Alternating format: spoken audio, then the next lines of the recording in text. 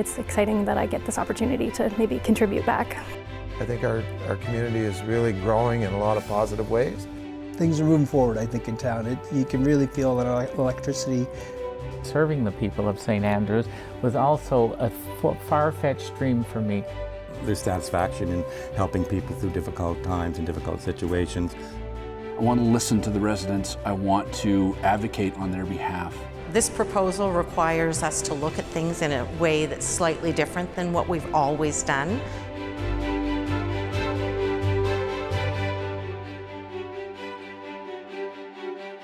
Welcome to a special edition of This Week Uncut. I'm Vicki Hogarth. Natalie is away this week, but we're beginning today's program with a special presentation featuring the candidates running in the St. Andrews Ward 3 by-election.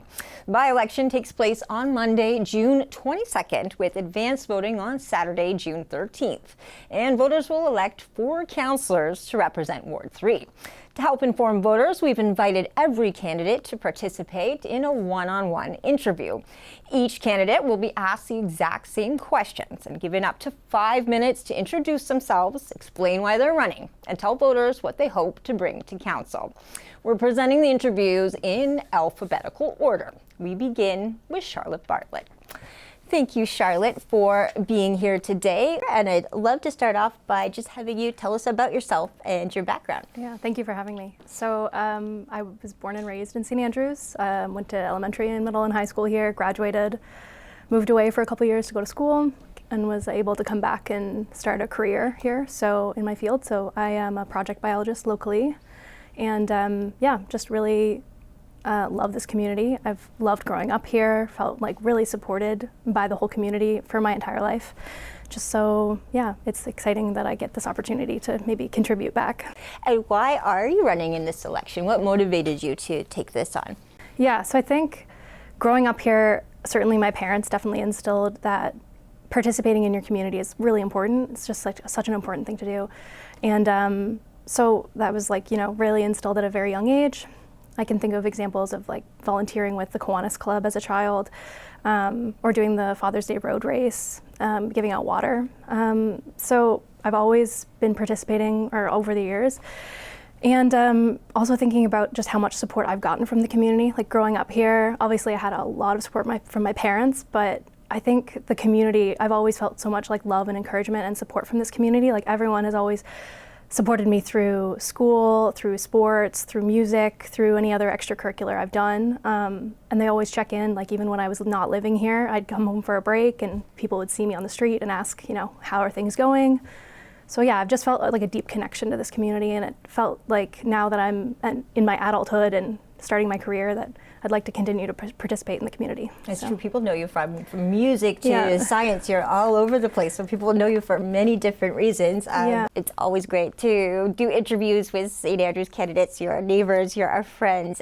We have about 3 minutes left. What are your final words for voters, or lasting words you'd like to stick with them before they go to the polls? Yeah, I guess I just am really grateful for this opportunity to even be considered in the running for this. I think I bring something unique to the table compared to the other candidates, but I think all of us have really great strengths and weaknesses as well. So I think all of us would be great options for the town council. I'm really enthusiastic about outdoors as a biologist, so I would be eager to be working on the trails and the outdoor spaces and supporting like the food forest and other initiatives like that. But obviously there's other things going on as well. So, I mean, the community amalgamation, that's a big job that needs to be focused on, and as well the Market Wharf and some other things like that. So I'm definitely really interested to learn a bit more about those and be involved and contribute to them. But fundamentally, I think my job, if I'm elected as a councillor, is to advocate for the community. So, I have ideas, but ultimately I'm there to make decisions on behalf of the community and represent them. So I'm really excited to try to bridge some communication between the community and the council, and that's really exciting to me. I think I'm a really solution-focused person, but also a great team member. So yeah, I think I'm just really excited. Any way it shakes down, I'm really excited. Well, we appreciate so much your time and the opportunity to allow the viewers to get to know you even better. Thank you so much, and thank you for putting your name forward. Amazing, thank you. Before we hear from our next candidate, a quick reminder that if you're unsure whether you're registered to vote or whether your information is up to date, Elections New Brunswick allows voters to check and update their registration before heading to the polls. So take a moment to do that now, and that can save time on Election Day. Our next candidate is Charles Creaser. Thank you, Charlie, for coming into the studio and sitting down with me today. Let's kick this off by having you tell us about yourself and what your background is. Well, I'm going to say happy Friday, and thanks for reaching out as I was driving back from Ontario on a short vacation. And I'm excited about the upcoming election. It's, as we talked off camera about the possibilities of having a by-election following a mayoral campaign, which I had a great time interacting with our community members. In that campaign, it was really a lot of fun. I met a lot of people. I'd been away for a long time working, and by actively seeking the vote for mayor, I've reconnected with a whole bunch of people that I hadn't seen in a long time, and my community in general. So I'm excited about the upcoming election on the 22nd, and I'm glad that there's some competition. Obviously, there's 6 candidates for 4 positions, which gives the town Ward 3 a good choice of candidates and a broad range of expectations from different people because of their ideas and what they want to offer to our town as candidates. And like you said, Charlie, you had just run for mayor, but now we have this by-election for council. People got to know you when you were running for mayor. Why are you seeking a seat on council at this time? Well, I'm learning. I participated once before in a by-election, actually, that Kate Akagi won, and Patrick Mann was in, who are now both deceased, unfortunately. And but that was an interesting time, and I remember being interviewed by CHCO.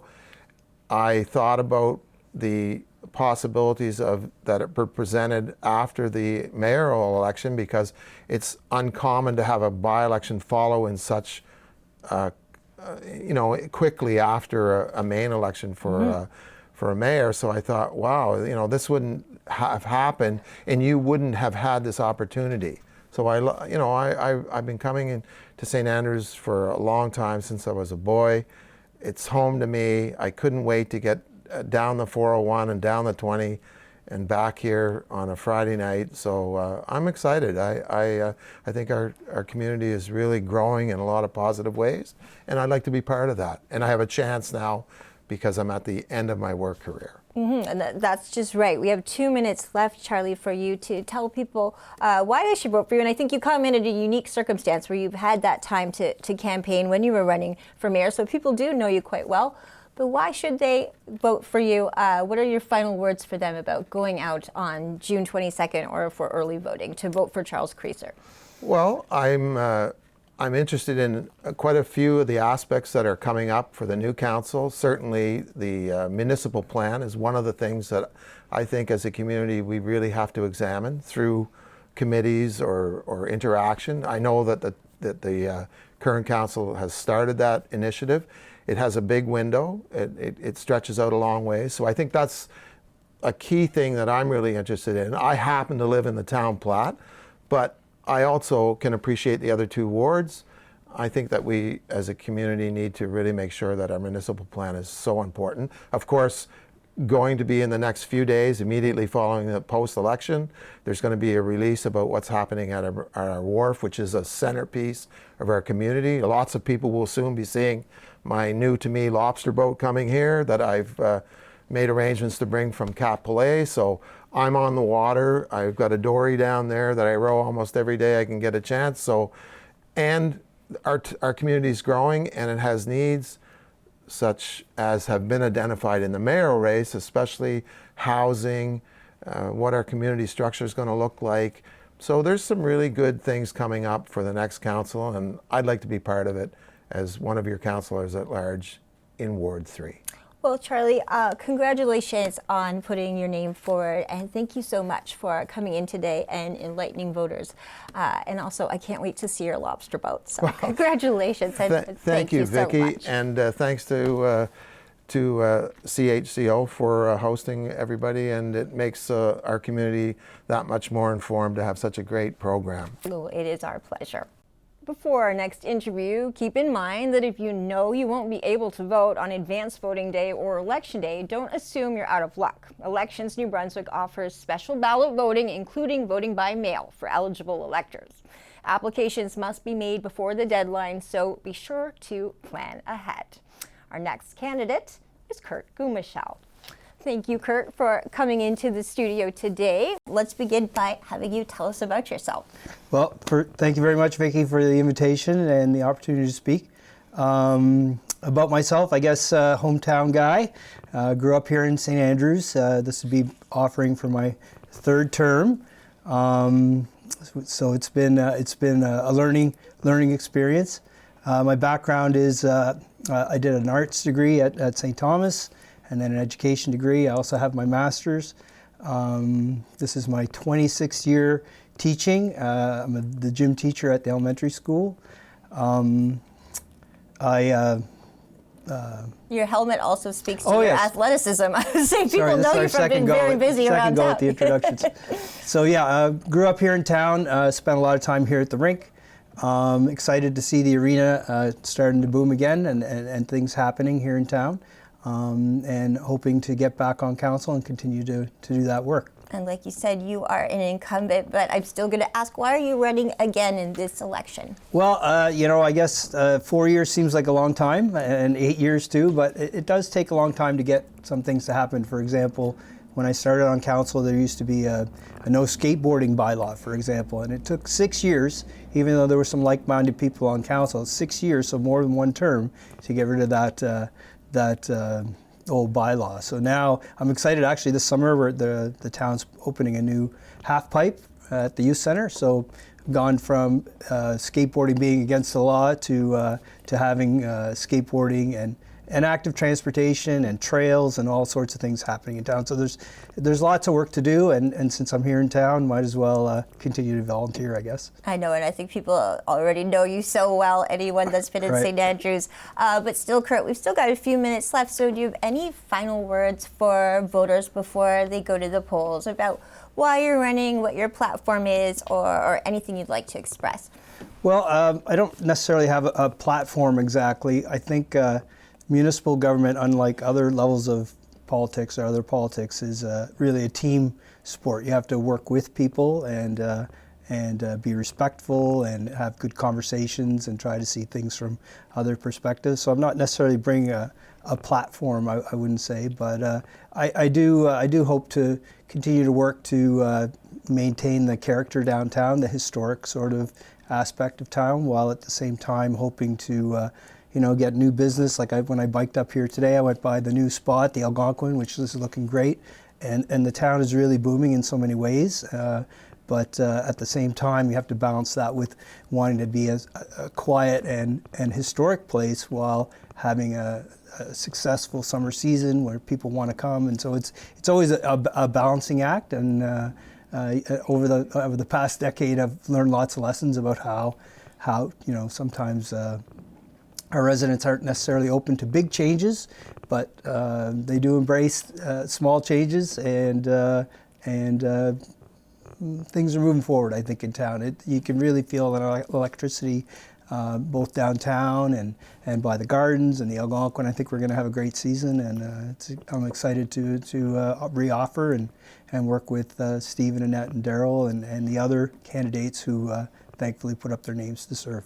Well, I appreciate you so much coming in today. It's always fun to do interviews. These are my neighbors and friends in St. Andrews, and I know that anyone that knows you came in on your lunch break. Yeah. You biked here, and I appreciate you making the time to do this all before early voting. So best of luck, and thank you so much. Thanks for the opportunity. Thank you.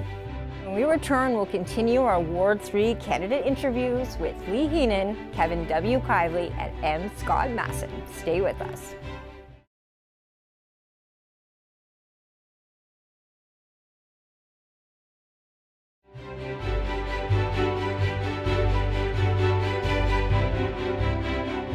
Welcome back to This Week Uncut. I'm Vicki Hogarth. Before we continue, here's another helpful reminder. Elections New Brunswick provides accessible voting options for electors with disabilities or mobility challenges. So voters who need assistance at the polling station can receive help, and accommodations are available to ensure everyone has the opportunity to cast a ballot independently and with dignity. Our next candidate is Lee Heenan. Thank you for coming into the studio today, Lee. You're a very familiar face, but I'll kick off by saying, tell us about yourself and your background.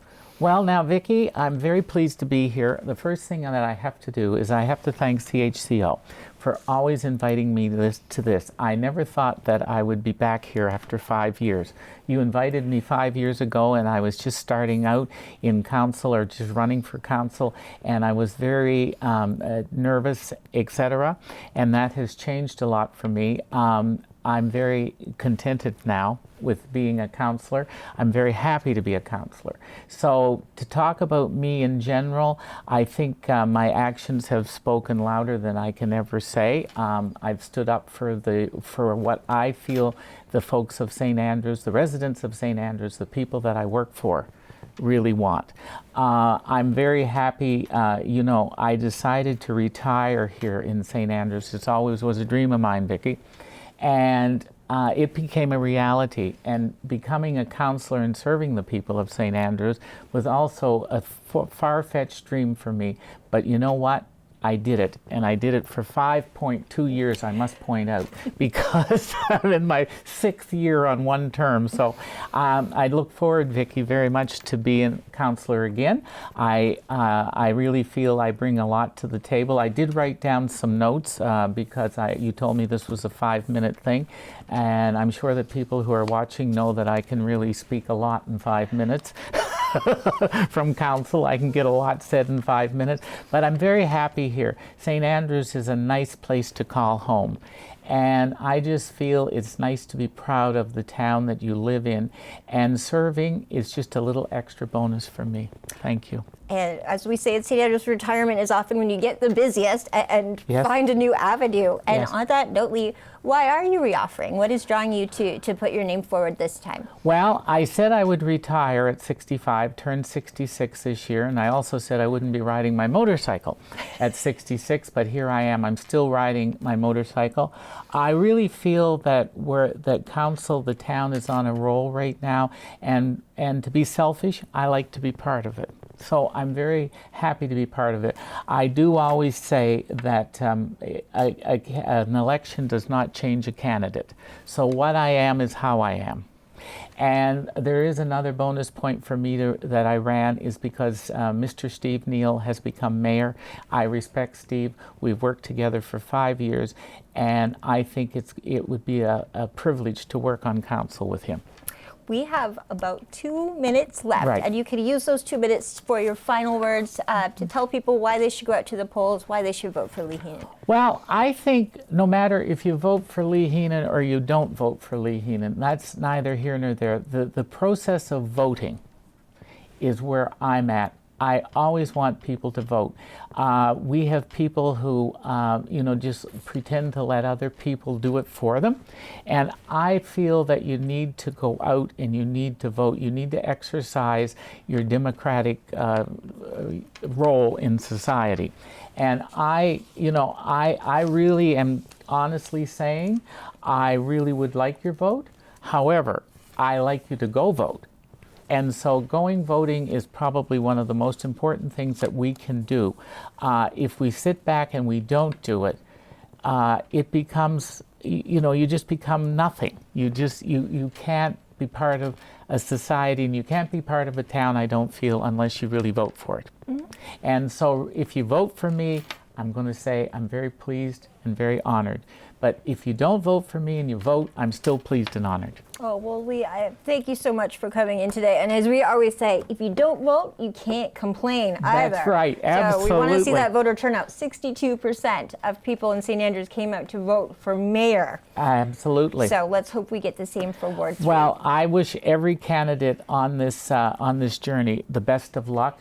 They will find it very rewarding, challenging, but rewarding. and CHCO becomes part of council, so I'm kind of glad to be back here. I did bingo straight for 58 weeks in this studio, and being back here has brought back great memories. Thank you. Well, Maude was very happy to see you. Maude was very happy to see me. And I thank you so much for your time, Lee, and congratulations on putting your name forward. Thank you very much, Vicki. I appreciate it. Thank you.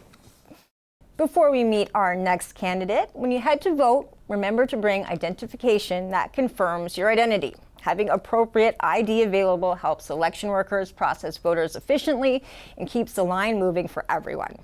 Our next candidate is Kevin W. Kiley.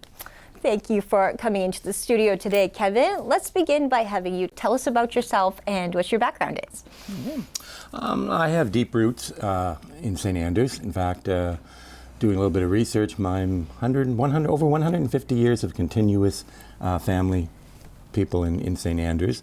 And I ended up, being somebody who, for the most part, knows St. Andrews, I think, and quite well and stuff. Former graduate of Sir Jamestown Academy High School, and also did the majority of my teaching there as well, and enjoyed immensely. I love teaching. Retired now, but loved it when I did it, and loved working with kids and stuff. Also, my wife and I raised our children in St. Andrews, and they grew up here, so we know the blessings, and we also know sometimes the struggles that can come with this small town and lack of whatever type thing, and works out well. But the other thing that I did do, I think that's relevant, is a couple of years I was seconded, and that's when you're moved from the position you're in into another position within. You don't leave it, but you can come back to it, to what was called the Child and Youth Team, and that was the ISD, the Integrated Service Delivery Model, where we took counseling for young people into the schools as opposed to having them come to the office. We set up in schools, and I was part of the guidance counselor of the collaborative people that were there, professionals and stuff, and we worked together and to help children and youth in their struggles and in their times to try and right some things wrong, and sometimes maybe just even with information. So in addition, for 30 plus years now, my wife and I have been foster parents. We've done teens to babies, and we've enjoyed that. And over the years, you don't only work with the children, but you're working with the families as well. So you're helping people at a vulnerable time in their life, and being able to work through some things and really have them,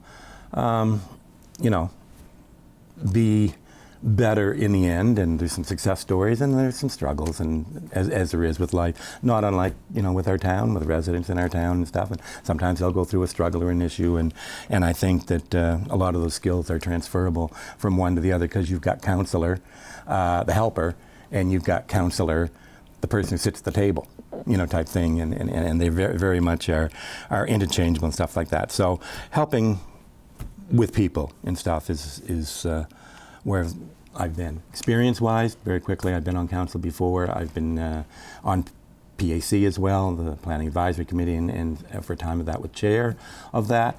And I was actually on the original youth board, that center that actually held it right downstairs here, is where it was originally, and then eventually it transferred into the youth center that we have now. But I was on the original board, and we had just a couple of rooms and a few games and a TV and stuff, and worked at that as well. Another thing I did is I co-chaired the previous municipal plan. So I've got a lot of experience in setting that up, and we did it differently than this council has. We started off with surveys and some town meetings and stuff, and built out of what we felt the residents needed and wanted and stuff. So a fair bit of experience as well in the municipal end of it. Oh, wow. So why then, Kevin, are you running for council at this time in 2026? If you listen to what I had just said about helping, I enjoy helping people throughout my work, but also in fostering, and there's satisfaction in helping people through difficult times and difficult situations. I've got a strong St. Andrews background, and I think that I have a good feel for what makes St. Andrews, and what makes it special. And so I can offer insights into previous things that have gone on and stuff that has happened. And we're talking about the wharf. I remember the wharf is going down as a little kid, and them taking the the cars off the Grand Manan Ferry, and the big hoist crane and stuff where they lift them over and bring them down and set them on the deck, and then you drive off and come back. They do the same thing, different things like that and stuff. So really to help people, and based upon my previous experience, I think that there are a few issues right now that are there present. Is the wharf, obviously. I'd like to see that completed and finished and ongoing, as does everybody else, but also, again, keeping in mind the needs, the concerns of other people, and working through that. Municipal plan, and as I said, I can offer a lot of expertise there and help in getting that completed by 2027, when it is due. And the third one is Passamaquoddy Lodge. I want to make sure that council continues. They've been very supportive up till now, but continues to be supportive of making that facility a reality out on the Bar Road. And as I said, the Children's Center is also going to be tied in with that as well. And full disclosure, my daughter works at the daycare, and they're very, very excited about that potential coming down the road as well. Well, we have 10 seconds left, so great timing on your interview. Any final thoughts for voters before they go to the polls? Well, I bring knowledge, I bring expertise, and I promise to be a strong voice. Well, thank you so much, Kevin, for coming in. Congratulations on putting your name forward, and I appreciate you taking the time to come in and speak with the voters at home. So thank you so much. Thank you. Our final voting reminder before our last candidate. If you're not sure where to vote, what identification you need, or whether you qualify for a special ballot, Elections New Brunswick has staff available to answer questions before Election Day.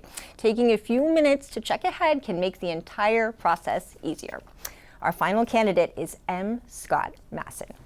Thank you for being here today, Scott. I'd love to start off by asking you to tell us about yourself and your background. Oh, thank you very much for having me. My name is Scott. I am a resident here in St. Andrews. I've been here about 10 years, but I've been coming here for as long as I can remember. My mom's family's from here, so I've always spent my summer vacations here, holidays, family gatherings, those kind of things. So it's always been part of my story. I've always lived away, as I said before. My background is in IT. Before that, I was in industrial hydraulics and pneumatics. So I have a lot of project management experience, a lot of management experience, budgeting, that kind of thing. I bring a lot of the resources that you would want in a councilman to the table.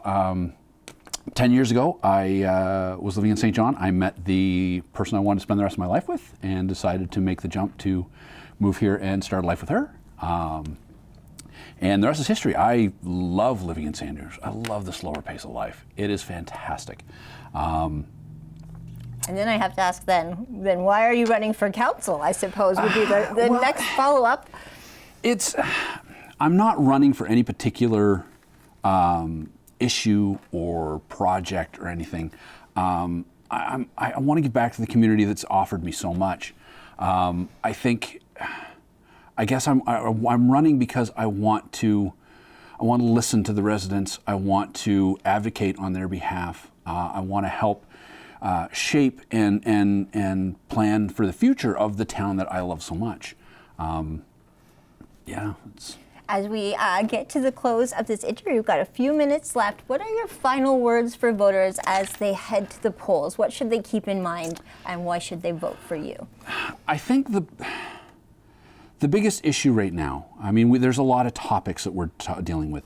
The wharf, the municipal plan, housing, on and on and on. I think the biggest thing that voters need to keep in mind is that they need somebody that's going to listen. And to all stakeholders, not just the residents, not just to council, not just to the planners. Somebody needs to have a better understanding of what's trying to be accomplished. The end goal. That understanding the end goal is going to help us navigate the journey that we're taking. Whether or not we're on the right one or not, that's yet to be what am I trying to say? That's yet to be seen. Mm-hmm. I think asking the hard questions and listening to the answers to understand will help us decide what the proper course is for that. Voters need to remember that this isn't just about stating your case. It's about listening to the other side. That's wonderful, Scott, and I so appreciate your time today. Congratulations on putting your name forward. It means a lot to the community for people to put their name forward and run for council. So I appreciate your dedication to democracy and your time coming in today. Thank you very much for having me. Best of luck. Our thanks to all 6 candidates for taking the time to participate and speak directly with voters. Step away for another short break. When we return, you'll hear our conversation with Home Support Services Executive Director Laura McFarland on Lonicera Hall.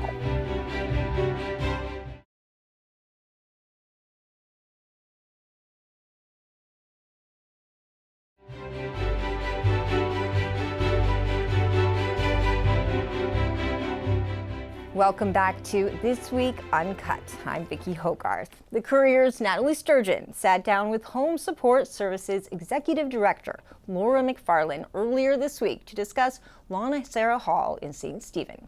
Here's the beginning of that conversation. My guest today is Laura McFarland, the Executive Director of Home Support Services. Laura gave a presentation to St. Stephen residents about the future of Lonicera Hall. Thanks for joining me. Thank you. So tell me about Home Support Services, a little bit about yourself, what you do, and what that industry is. Certainly. Home Support Services is a nonprofit organization. We've been in Charlotte County since October 1978. We provide care and support to seniors and adults living with disabilities to assist them with remaining in their homes as long as they wish. So that entails in-home personal support worker care. We administer the Meals on Wheels program throughout Charlotte County. We also have advanced foot care nursing. So we have clinics in St. Andrews and St. Stephen for the foot care, and we do in-home for seniors who can't get out of their homes to access that service. We also are an accredited provider of the PSW Foundation course. So we're trying to work hard to stabilize that critical part of the senior sector, the personal support worker, healthcare worker. And so how did you find yourself sort of involved with Lonicera Hall? And we know that they were going to close in the summer, and you and a bunch of other stakeholders have sort of stepped up to figure out a solution. So how did you get involved with Lonicera Hall? So I certainly didn't have any knowledge of what was happening there. We're a busy organization, and that was taking our time. And we heard about, that they were potentially needing to close the doors. And as the director of a nonprofit, I thought it appropriate that I reach out, because Lonicera Hall is also a nonprofit. And so I picked up the phone and called and said, hey, this is who I am. Is there anything we can do to help?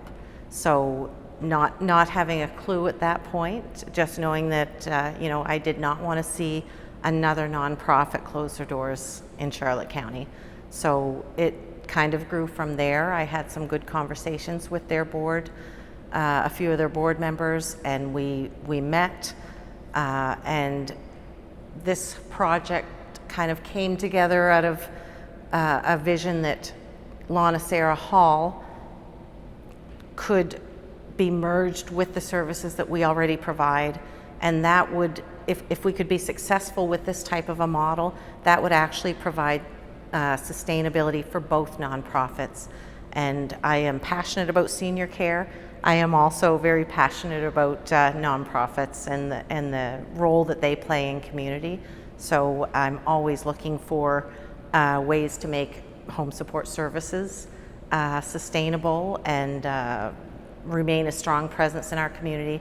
And I just think that this merging of the two organizations could provide a really great solution for Lonicera Hall and potentially sustain, two long-standing institutions in our community. So. And could you tell us a little bit about Lonicera Hall, what it is now, and sort of what it provides to the community?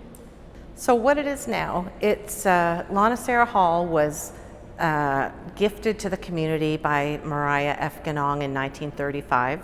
So we're now in 2026, and for all intents and purposes, it's remained, served the same purpose as it did in 1935 when it was entrusted to the community. But in 2026, things have changed. Things are much more expensive. Everybody's struggling with the increased cost of living, increased staffing costs. It's just a difficult environment for business in general, and a nonprofit operates the same as any business. So it needs to adapt, and it would be lovely. I think everybody would agree it would be lovely to stay the same forever, but we have to adapt to make sure that it does stay in the community forever. So I think that all of us involved feel like, it can't be the same in 2026 as it was in 1935, but we can go forward, and that intent can remain exactly the same. That original intent, which was to provide a safe, respectful, dignified home environment for seniors, and where they're cared for when they become ill. So we can do that. And you said in the meeting, that it's not sustainable. I was wondering if you could explain what you meant by that. So it's not sustainable in that the operating costs have exceeded the costs that you can charge for rent, which is a pretty typical scenario. Rents are going up everywhere, but seniors in particular, most seniors in our area live on a very fixed income. So it's just not sustainable. You can't increase the rents so that they meet the operating costs. It's an old building. There have been really big structural issues that have had to be remediated over the years. So, that eats into all of those expenses. And as a nonprofit, you can't operate in deficit. No business can, but it's really important to be responsible with that trust. And it's just, so when I say it's not sustainable as it is, it's not sustainable in Charlotte County. Those rents are reasonable now, but in order to cover the operating costs, they would not be reasonable for most folks. And you unveiled a bit of a model that you're sort of hoping to bring to the community. I wonder if you could walk me through that in terms of how you foresee it evolving in the future. I do. So the model that we've come up with is to keep the Lonicera Hall building, modify it so that it meets accessibility requirements and accessibility standards, because it's a beautiful old house, but it's not so accessible if you're in a wheelchair, for example. So it needs some modifications. The model also has on the adjacent lot a new build that would take up that corner lot, and that would house be new office space for home support services so that we could efficiently administer both facilities, which is a cost-saving measure. But it also allows the main ground level floor of that building, as we envision it, is a space in the community for senior services. So we would have a large senior activity center where we could have senior programming or do, different types of activities geared towards seniors. We would also have space for other senior groups like Hospice of Charlotte, the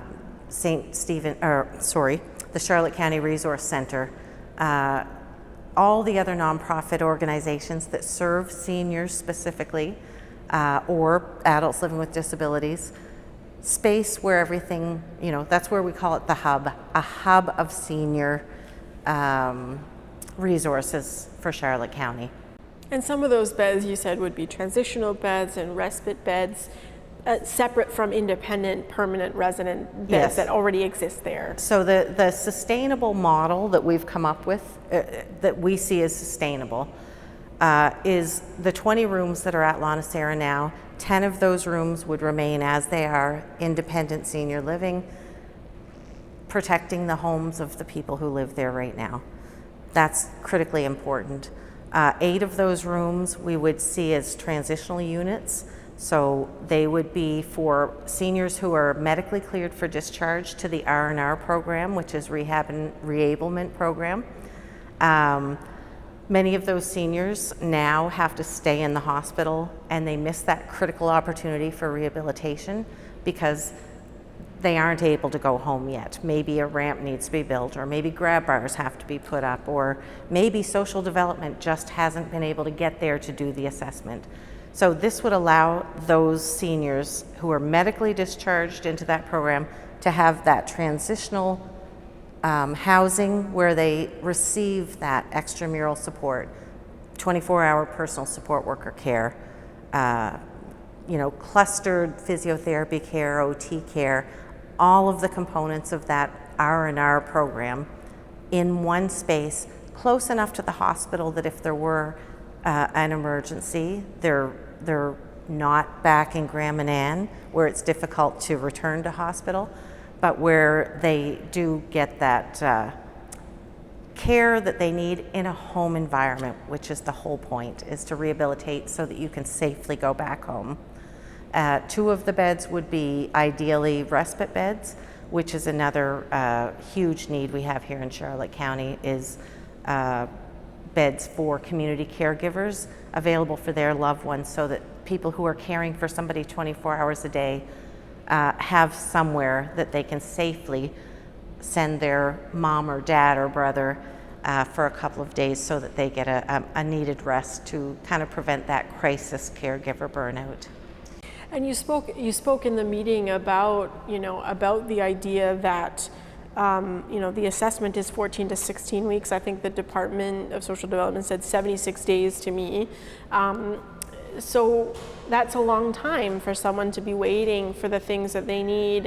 And so there's a bit of urgency around that, I guess. So you foresee this model sort of easing the burden on that assessment and easing the burden on the wait that they're going to face? Absolutely. So it addresses some of the crisis areas in terms of the social development assessments. At the very least, it buys time so that there's not that urgency where you get the phone call saying, this person is able to be discharged. Can you do the home assessment to see what they need? And right now, we can't do that. It doesn't happen that quickly.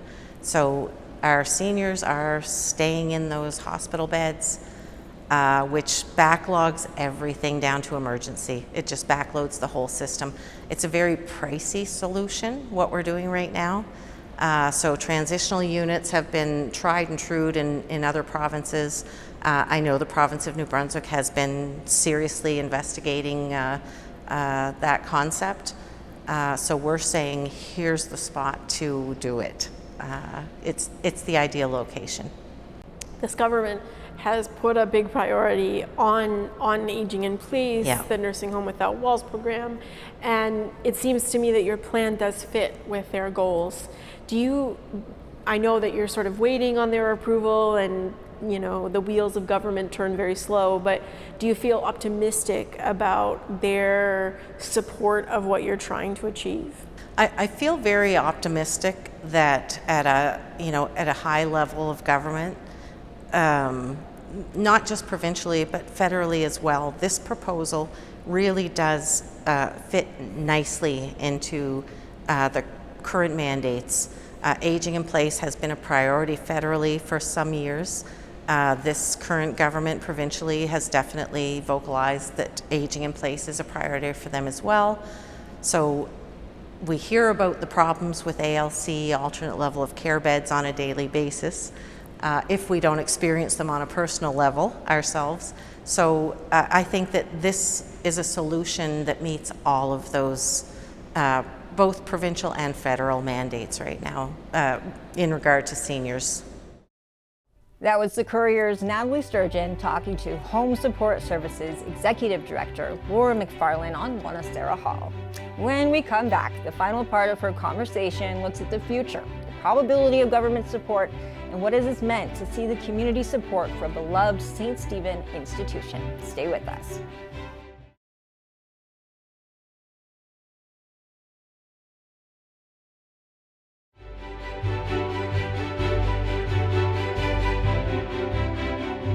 Welcome back to This Week Uncut. I'm Vicki Hogarth. Here is the rest of the Courier Natalie Sturgeon's conversation with Home Support Services Executive Director Laura McFarlane. So what's the next step for this plan? Where do you go? Where do you take the next step to? So the next step is that we're just currently waiting for a meeting with Horizon Health, which is upcoming. I believe we're meeting with social development for a second meeting. It really does require, this proposal requires us to look at things in a way that's slightly different than what we've always done. But I think we all agree that what we've always done not only isn't working, but hasn't been working for a long time. And I think that everybody agrees to that. So, but it's asking to modify some of the systems that are in place. So, you know, home support agencies already have existing contracts with Department of Social Development. This proposal ideally relies on intergovernmental participation. So that's not something that's particularly common in our province. It is in other areas, but you know, it's looking at things, solutions in a different way. So instead of it being a social development funded project, or I shouldn't say funded, contracted, it requires us to look at things a little bit differently. But frankly, like, the biggest financial benefits are definitely to health.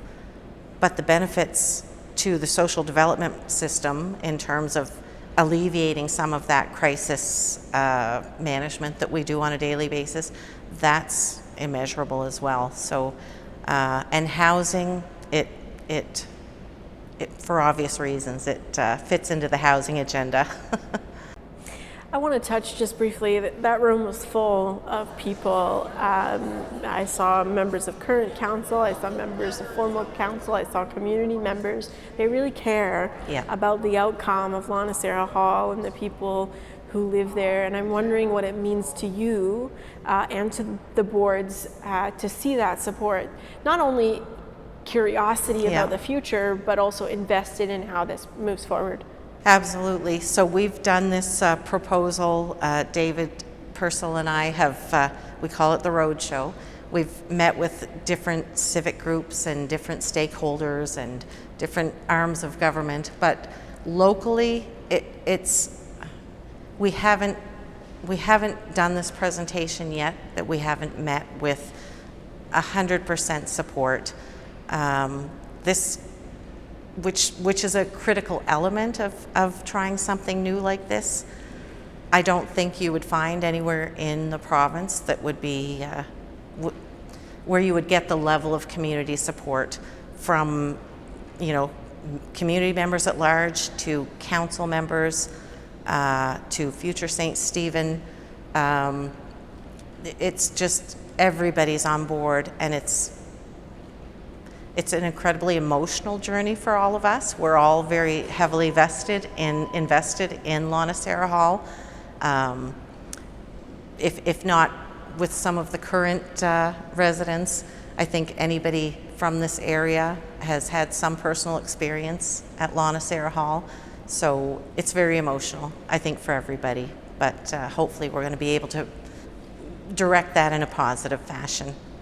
Yeah, and if I could just briefly, you know, when this story first came to me, I remember hearing from a lot of community members, both concerned, maybe a little bit agitated, looking for answers, and social media sort of exploded into this idea that there was something going on, and I wondered about how that sort of, did that play into you saying, okay, we need to do something? How did that factor into the decision-making process here? Did it at all affect your decision-making? It did, but in fact, it probably made me stand back a little bit because, you know, we're talking about nonprofit organizations that are run by, you know, overseen by volunteers. They're volunteer board members. That's a huge responsibility for a community member to take. They're professionals, and especially in a situation like Lonicera Hall, those board members are somewhat restricted in how much they can communicate, because we're talking about people, and people who deserve respect and dignity, and not to have, none of us want our personal business spread all over social media. So while I understood the sentiment and agreed with the sentiment, it made me back off, because our organization is also a nonprofit. We have a wonderful board of directors. And as somebody in my position, I thought that that's an unfair position to put those people in, and should I, involve our board and put them possibly in that position, because to come up with a solution like this, or any solution, it's trying something different, because what's there doesn't work. So there's no guarantees. There's no guarantees in life, but I can tell you that we have the most committed group of people working on this, and it's Charlotte County, and when we all pull together, we can get stuff done. So it made me a little bit nervous, but I also appreciated the sentiment.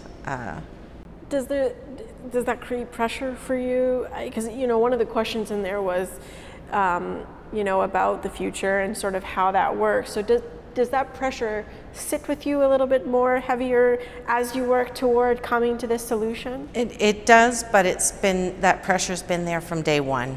That pressure was there before Lonicera Hall. I work with seniors, vulnerable seniors, every single day. I feel that pressure every single day. So all of us, I can say that the Home Support Services Board and team, the employees, it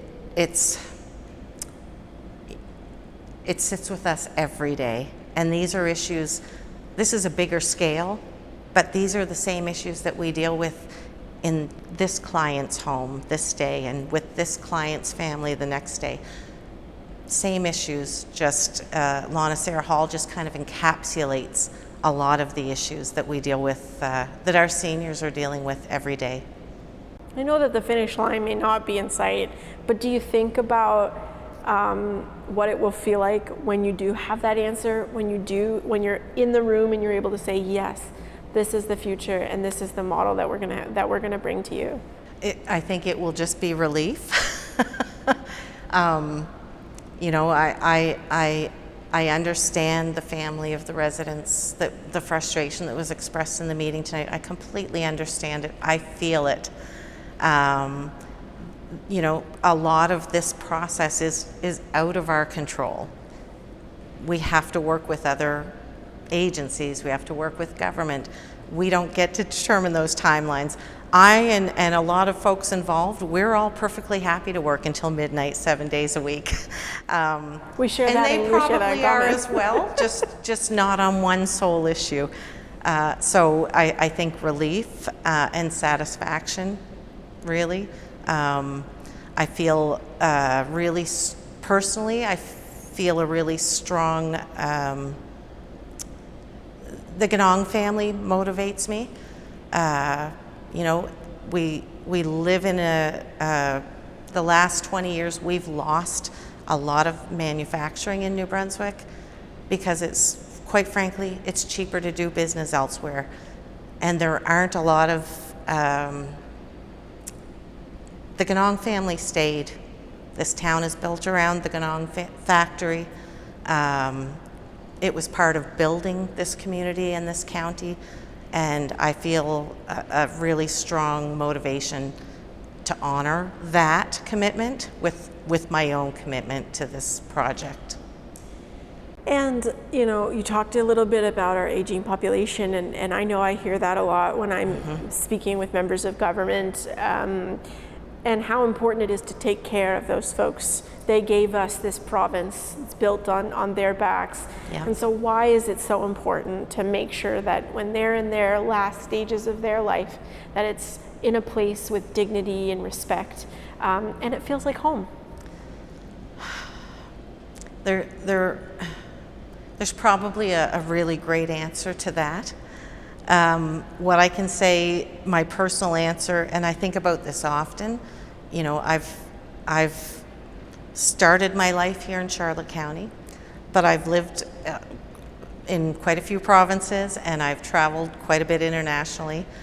And I realize, when I think about being a youngster on Duke Street, and I can still remember my neighbors, and they were primarily senior citizens, and we grew up being taught in Charlotte County to be respectful and being told the stories of their lives.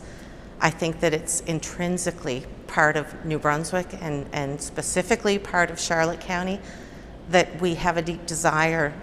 We've always cared for our seniors, and we're not doing a great job of it right now.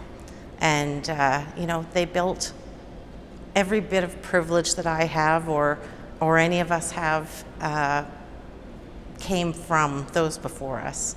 So we do, I feel a personal responsibility to make sure that we're sustaining that environment that is so intrinsic to Charlotte County, where we look after our own. Thank you for joining me today, Laura. I appreciate it. Thank you. That was the second half of the Courier's Natalie Sturgeon's conversation with Home Support Services Executive Director Laura McFarland.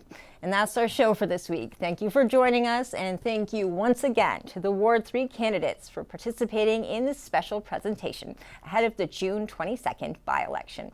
Whether you vote on advanced voting day, election day, or by special ballot, the important thing is that you make your voice heard and take part in your local democracy. For everyone here at CHCO, I'm Vicki Hogarth. Have a wonderful week, and thank you for watching This Week Uncut.